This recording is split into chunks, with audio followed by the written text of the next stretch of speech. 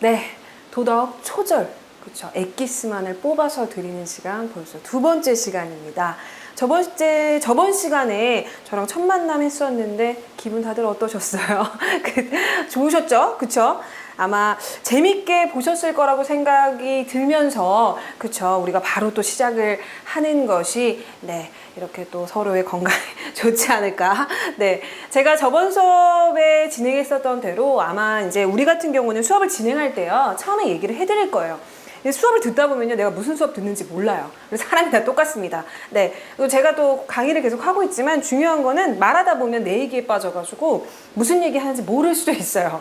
물론 중심을 잡고 합니다. 네, 걱정하지 마세요.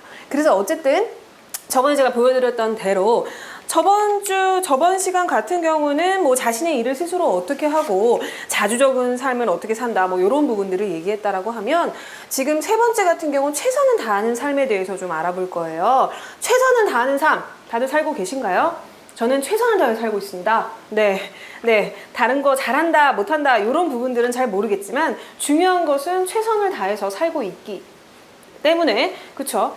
어느 정도 삶에 대해서 만족도가 높다라고 말씀을 감히 드리고요.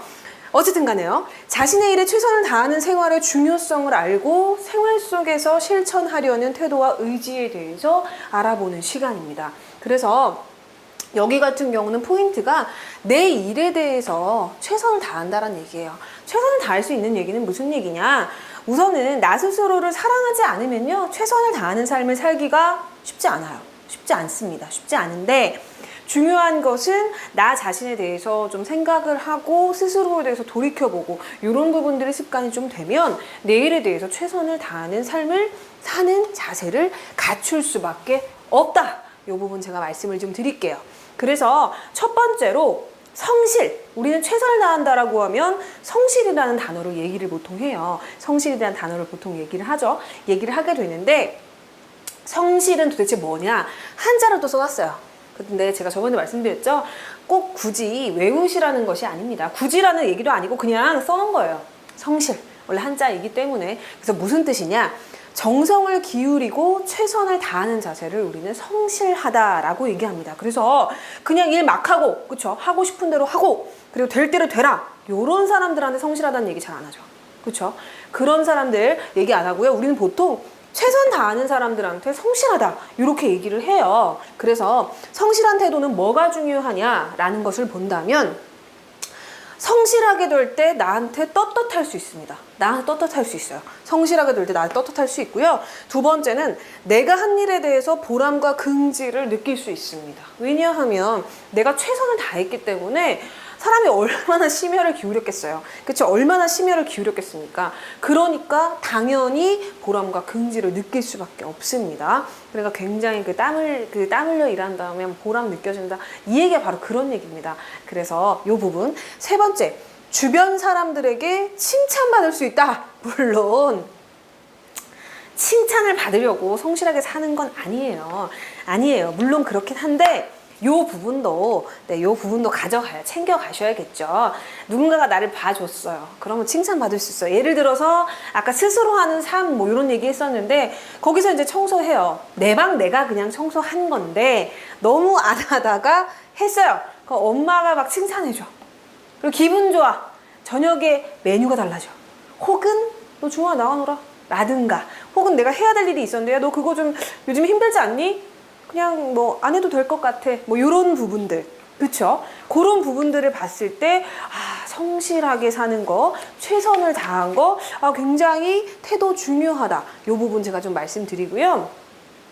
성실한 생활의 실천, 우리는 뭘 하게 되면 성실한 생활을 실천할 수 있냐, 이런 부분을 보게 될 텐데, 예를 들어서 뭐 운동하기, 뭐 청소하기, 독서 및 공부, 뭐 이런 부분들이 있어요. 운동한다라고 한다면 뭐 여러 가지 내가 어떤 운동을 어떻게 할 건지 뭐 계획표를 만들어서 활용하는 방법이 있는데, 저는 운동 굉장히 좋아합니다. 저는 운동을 굉장히 좋아하는데, 제가 나이가 나이니만큼 저는 어떤 운동을 했었냐라고 한다면, 저는 검도를 한 15년 정도 했어요. 검도를 한 15년 정도 했는데, 처음에 이제 하게 됐을 때가 학교 다닐 때, 학교 다닐 때 이제 어떻게 이제 좀 스트레스를 풀 데가 없어서 굉장히 고민하고 좀 방황이라기보다는 뭔가 이렇게 질풍노도의 시기를 겪고 있을 때 부모님들께서 굉장히 운동을 좋아하세요. 굉장히 운동을 좋아하셔가지고 제게 권유를 하시더라고요. 이렇게 운동을 하는데 내가 봤을 때 네가 몸도 날렵하고 그리고 좀 이렇게 하니 웬만한 운동 가지고는 사실 네가 스트레스가 안 풀릴 수도 있다. 뭐 일주일에 한 5번 중에 한 3번 정도만 해도 스트레스가 풀리는 운동을 알려주겠다라고 해가지고 따라갔던 데가 검도장이었습니다. 검도장이었는데 검도장에서 그 고양이 울음소리와 막 그거 하거든요. 막 아우 막 이런 소리가 나요. 칼 들고 막 뛰어가고 그 멋있는 그 도복. 도복 장난 아니죠. 도복과 그 타이어 치는 그 모습, 대련을 또 이렇게 하죠. 이렇게 같이 하는 모습을 보면서 굉장히 처음부터 이건 내 운동이겠구나. 이런 생각을 하면서 딱 들어갔는데 6개월 동안 타이어만 우선 쳤다는 거. 그쵸? 6개월 동안 타이어만 치고 죽도가 몇 개가 부러졌는지 몰라요. 그런데 지금 생각해보면 정말 그때 그 운동을 시작하고 그때 부모님의 손을 잡고 검도장을 갔던 것이 제 인생에 정말 히트다 히트. 네, 그렇게 생각합니다. 왜냐하면 그때 그런 시기가 있었기 때문에 저는 스트레스를 알게 모르게 아주 많이 풀었던 것 같아요. 그랬고 그래도 지금 이 자리에 서서 이렇게 여러분들을 만날 수 있게 됐던 이유가 되지 않았나. 그리고 그렇게 될 수 있지 않았나. 그때 만약에 스트레스가 시원하게 안 풀었었다면 제가 이런 모습이 아닐 수도 있지 않았겠나 뭐 이런 생각을 가끔 합니다. 그래서 여러분들도 지금까지 운동을 취미로 가지지 않았었다라고 한다면 운동하기 생각보다 괜찮아요. 괜찮고 한번 해보시면 나쁘지 않다. 그래서 자신에게 맞는 운동을 찾는 게 처음부터 바로 저처럼 찾을 수도 있어요. 그런데 하다가 찾는 경우도 있어요. 우리 여자잖아요, 여자. 제가 여자잖아요. 뭐 보시는 분 중에서 남자분들도 많으실 텐데 여잔데 뭐 이제 검도라는 것을 사실 이렇게 부모님 입장에서 권유하기가 굉장히 힘드셨을 수도, 말도 안 된다고 생각할 수도 있어요. 예를 들면 요가라든가 뭐 필라테스 혹은 헬스 그랬는데 부모님께서는 제 성향을 굉장히 정확하게 판단하신 거죠. 그렇죠? 그 정도 운동 갖고는 안 된다. 그리고 정적이고 여성스러운 운동 가지고는 애가 지금 안 된다. 이렇게 생각을 하셨던 거죠. 그래서 이제 했었던 건데 아주 그게 똑 떨어졌다는 거죠. 그래서 이런 부분들. 두 번째, 청소하기. 내 방과 교실을 스스로 정리하고 청소한다. 이거 제가 계속 말씀드리죠. 청소. 내 방 내가 쓰죠? 내 방이라고 하는 이유가 뭐예요? 내가 쓰기 때문에 내 방이라고 하는 겁니다. 그런데 내 방을 다른 사람이 청소하기 맡기지 마세요. 그렇죠? 그렇지 않습니까? 내 방 내가 꾸미고 내가 청소하고 내가 청소기 돌리고 내가 걸레질 하면 얼마나 좋아요. 그렇죠. 그렇기 때문에 스스로 정리하고 청소하는 거 굉장히 좀 중요하다고 봅니다. 만약에 내가 나중에 부모가 됐어요. 그렇죠? 부모가 됐는데 막 어릴 때부터 습관이 제대로 갖춰져 있지 않은 상태에서 내가 부모님이 됐는데 내 자녀가 똑같아. 나랑 똑같아. 아니면 혹은 내 배우자가 나랑 똑같아. 어떻게 할 거예요? 큰 집 간다고 해결이 되지 않아요. 더 더러워져요. 더 막 헬이야. 그렇기 때문에 이 청소하는 것도 아주 작지만 성실한 생활을 실천할 수 있는 시작이다. 이런 부분 말씀드리고요. 독서 및 공부. 공부 어렵죠. 지루하죠. 그래도 꾸준히 한다라는 게 성실한 행동의 실천입니다. 공부하기 왜 안 나오나 했다 이렇게 생각하시는 분들이 있으실 텐데 공부가 물론 어려워요. 어렵지만 안 어려우신 분도 있죠. 안 어려우신 분도 있는데 이제 어려워요. 그리고 지루합니다. 정말 끝이 보이지 않는 싸움입니다. 네, 그렇지만 우리는 꾸준히 하는 자세가 중요하고 또 공부의 좋은 점이 뭐냐면 지금 우리가 선택할 수 있는 공부는요, 그래도 결론이 나는 공부들이에요. 결론이 나지 않는 공부들이 살다 보면 굉장히 많습니다. 정말 해도 답도 없고 뭘 얻기 위해서 하는 공부라기보다는 이게 얻을지 안 얻을지도 긴가민가한 상태에서 정말 책상에 앉아야 되는 시기가 오게 될 수도 있어요. 나중에 정말 어린 친구들이 이 수업을 듣고 있다면 제 생각이 많이 날 겁니다. 네, 정말 끝이 보이지 않는 공부가 세상에 굉장히 많습니다. 하지만 얼마나 좋아요? 우리는 지금 하고 있는 이 도덕 공부가 끝도 나죠. 그쵸? 시험을 보고 나면 안 볼 거잖아요, 저희. 그쵸? 안 볼 거잖아요.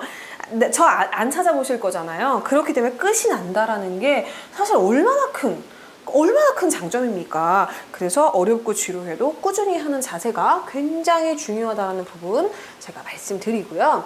그래서 성실한 사람의 특징을 좀 보자면 맡은 일에 최선을 다하죠. 그쵸? 사람은 누구나 일을 맡지만 최선을 다하는 사람은 정해져 있는 것 같아요. 어떤 사람은 최선을 다하기도 하지만 어떤 사람은 그렇지 못한 사람도 많다는 얘기죠. 그렇기 때문에 최선을 다하는 거. 두 번째, 어려움을 극복하면서 꾸준히 한다. 그쵸? 중간에 작고 큰 어려움들이 굉장히 많이 옵니다. 굉장히 많이 와요.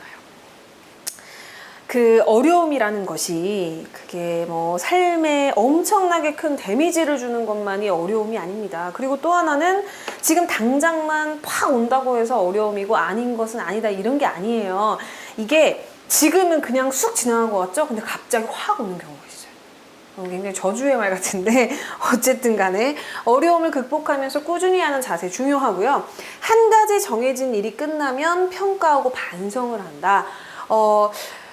이 부분에 대해서도 이게 자동으로 된대요. 성실한 사람들은. 제가 반성하는 것 중에서 대표적인 게 뭐라 그랬어요? 일기. 네, 그래서 우리 일기 거짓말로 쓰지 말자 이런 얘기 했었죠. 아마 기억나실 겁니다. 일기. 한 가지 정해진 일이 끝나면 평가하고 반성을 해가지고 앞으로 우리가 어떤 것을 선택하고 어떤 삶을 살고 똑같은 일을 반복해서 실수하지 않기 위해서 하는 행동이 바로 일기다. 제가 일기 얘기 왜 하는 줄 아세요? 이게 시험에 나와요. 어이가 없을 수도 있겠지만 이게 시험이 나옵니다. 반성하는 삶을 살기 위해서 우리가 하는 것은 일기. 이렇게 답이 있는 게 있어요. 기억하세요. 별게 아닌 것 같지만. 그쵸? 너무 쉬워서 틀릴까 봐 제가 말씀드리는 겁니다. 네, 그리고 자신의 일을 남에게 떠넘기지 않는다.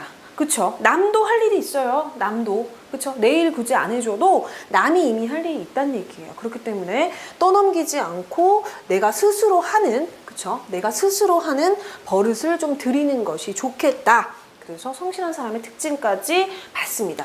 그래서 네 번째 같은 경우는요, 반성하는 삶에 대해서 볼 거예요. 반성하면 우리 대표적으로 나오는 얘기 방금 말했었죠? 일기.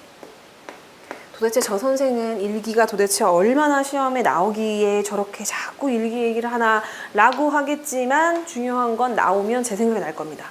제 생각이 나겠죠? 그쵸? 일기. 반성하는 삶에서는 일기 얘기가 나옵니다. 일상생활 속에서 내 부끄럽거나 정의롭지 못한 사고, 그쵸? 생각이죠, 생각. 생각이나 행동을 찾아서 반성한다. 그쵸? 그래서 이 반성하는 삶이라는 건 나를 스스로 제대로 바라보는데 아주 대표적이고 중요한 태도라고 볼 수 있겠습니다. 그래서 반성하는 삶에 대해서 반성의 뜻을 좀 보죠. 반성! 역시나 한자가 나왔어요. 그쵸? 그렇지만 제가 뭐 외우라거나 이렇다기보다는 그냥 써놓은 거예요. 그쵸? 그냥 또 뭐 한글만 써놓기에는 너무 원래 한자 단어인데 그렇잖아요. 그래서 반성! 내가 과거에 한 말, 그쵸? 언행, 그 다음에 행동, 생각에 대해서 잘못한 점이 없는지를 돌이켜보는 행동을 우리는 반성이라고 합니다.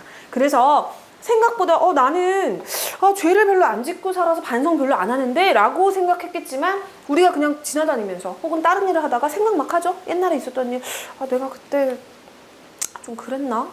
이것도 반성이라는 거야. 뭐 반성이 책상 뭐 펴놓고 뭐 이렇게 뭐 거창하게 해가지고 뭐 이 파트가 어땠고 저 파트가 어땠고 요때 이랬었지.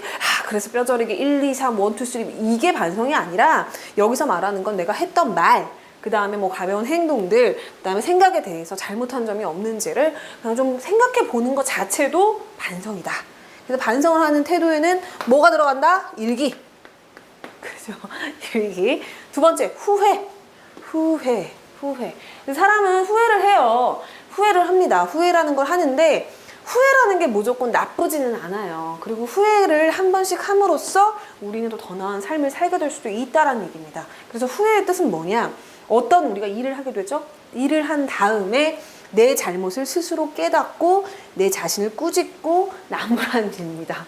굉장히 그쵸, 꾸짖고 나무라고 스스로를 자꾸 비판적으로 바라보고 뭐 이런 얘기가 나오는데, 후회라는 것은 내가 어쨌든 요 과정이 있게 된다면 나중에 정말 후회 없는 삶을 살 수 있어요. 혹은 내가 후회를 원래 3회 정도 했었다, 주 3회 정도 했었다, 그럼 주 1회로 줄이게 되는, 그쵸, 뭐 시작이 될 수도 있다는 얘기입니다. 그래서 내가 뭔가 잘못을 저질렀을 때 잘못했다라는 것을 모르는 거, 그게 진짜 문제입니다. 그게 진짜 문제예요. 그 다음에 똑같은 행동을 반복을 한 번 정도는 할 수 있겠죠. 그러니까 2번, 3번 반복하시면 안 된다는 얘기입니다. 근데 그러기 위해서는 어떻게 해야 돼요? 나를 꾸짖고 나무라고 내 스스로 어떻게 했는지를 돌이켜봐야 된다는 겁니다. 그래서 한번 자기만의 반성의 방법과 후회의 방법을 가져보시는 것도 나쁘지 않다 말씀드리고요. 반성하고 그런 후회는 어떤 관계가 있냐?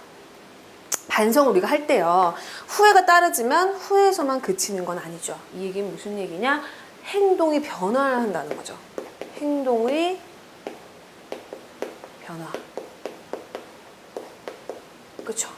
내가 반성을 하는 과정에서요, 행동이 좀 변화하게 된다면 그 다음에 그런 비슷한 행동, 또 그런 나쁜 행동 반복하지 않을 수 있는 시작점이 될 수 있다는 것이 바로 반성과 후회의 관계라고 생각을 하시면 되겠죠. 그래서 우리가 반성하고 후회는요, 항상 같이 세트로 다녀요. 그쵸? 반성을 했는데 그 얘기는 무슨 얘기예요? 반성을 했는데 내가 죽어도 아무리 생각을 해도 잘못한 게 없어. 잘못한 게 없어. 이렇다면 괜찮지만 내가 반성의 행위를 했는데 잘못한 것을 발견을 했어요. 발견을 하게 되면 중요한 거는 이제 후회를 하겠죠. 내가 그때 왜 그랬을까? 내가 왜 그런 행동을 했을까? 다시 그렇게 하지 말아야겠다. 이런 생각을 하면서 그 다음부터 하지 말아야겠다는 생각이 딱 있으면 혹시나 그 다음에 내가 막 이렇게 잘 몰라가지고 휩쓸려갖고 딱 하게 됐다라고 해도 그래도 나은 거죠.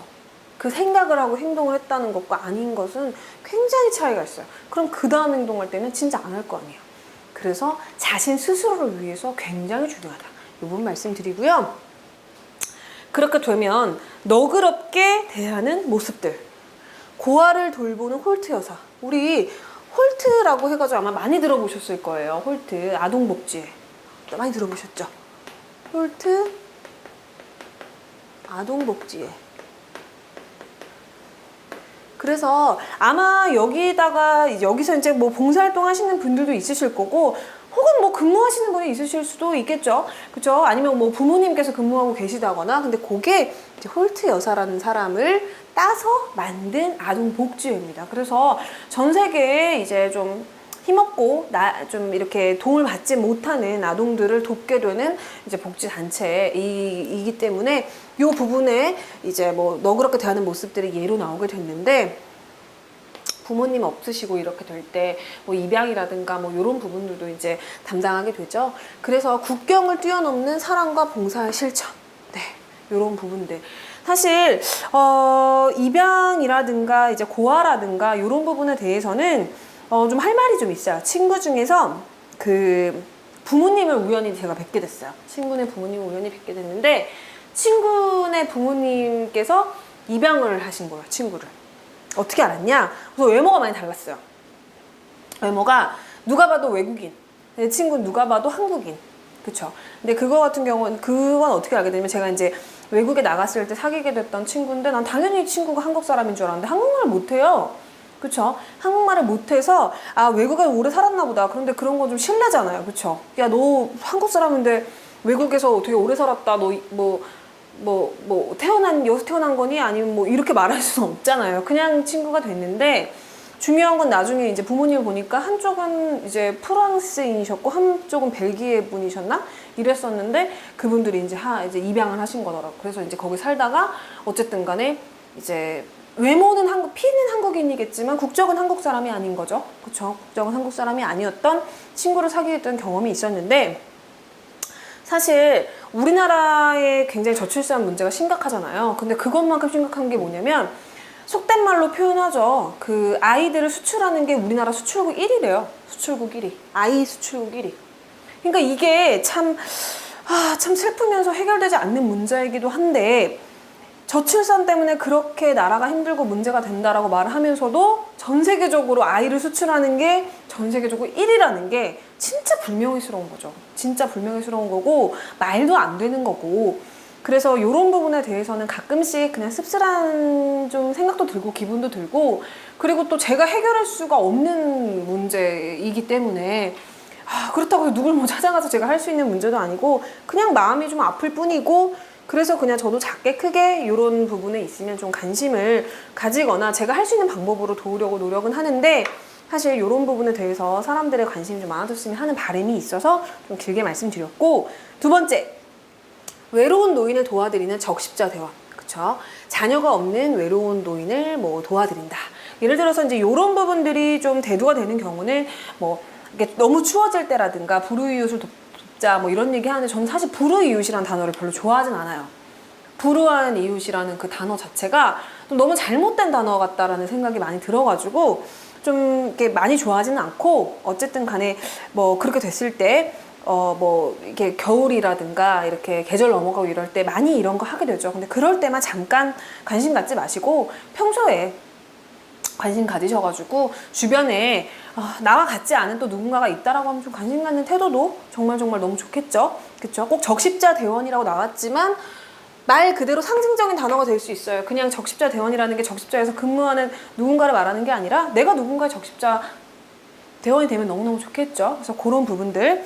그 다음에 세 번째, 병든 환자를 간병하는 봉사자. 물론 간병인이라는 직업도 있습니다만 중요한 것은 봉사자들도 많죠. 근데 이 봉사라는 것도 참 얘기가 많죠. 얘기가 많은데, 제가 병든 환자를 간병하는 봉사자라고 하니까 옛날에 어떤 정치인 분이셨는데, 그분이 이제 그 노인분이셨나? 이렇게 봉사활동을 거기를 가가지고 국회의원 그분께서 가셔가지고 이제 목욕 그 봉사를 하시는데, 그분이 이제 정신적으로 뭔가 판단이 좀 어려우신 상태에 있는 분이셨어요. 그런데 그분을 막 목욕시키고 이러는데 그분이 다 막 노출된 거예요. 얼굴이랑 이런 게. 근데 그게 굉장히 문제가 됐던 적이 있었어요. 그래서 좀 문매를 맞았던 적이 있었는데, 어쨌든 그분들도 인권이 있고, 그쵸? 살인자의 인권도 지켜준 나라에서 이제 어떻게 보면 그렇게 되면 그분들은 사회적 약자인데도 지켜주지 못했다라는 부분들이 좀 문제가 됐었는데, 어쨌든 우리도 봉사, 누군가 어디선가 한두 군데서 안 하고 계시다라고 하면은 지금도 관심은 가지셨으면 좋겠어요. 당장 투입은 못 돼도. 그리고 봉사는 두 가지가 있죠. 어떤 분들은 내가 불우이웃이다, 내가 가난하다, 이렇게 말씀하시는 분이 있고, 어떤 분들은 정말 누가 봐도 이렇게 막 뭐 이렇게 윤택한 삶을 살고 계신 것 같지는 않은데 봉사하는 삶을 살고 계신 분들이 있으시죠. 근데 그런 분들은 그렇죠.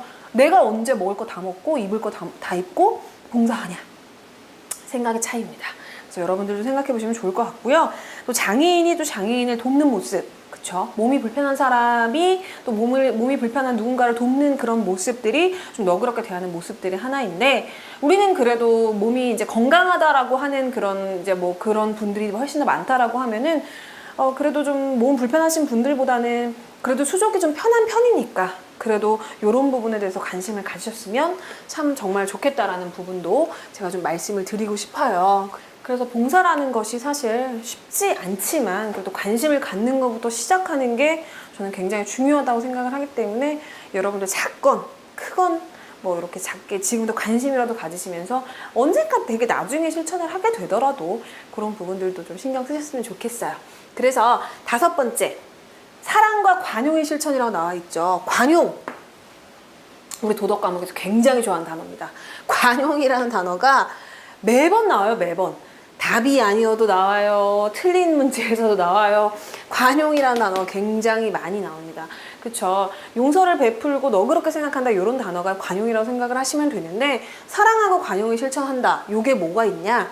친절, 그쵸? 한번 웃는 것이 어렵지 않죠? 친절, 봉사, 제가 계속 말씀드리는 부분들, 용서, 누군가가 나에게 죄를 지었어, 혹은 타인이 타인에게 죄를 지었다 라고 하는 걸 봤을 때 용서하는 부분에 대해서 알려주는 것도, 그쵸? 그다음에 베품, 내가 2개 가졌어요.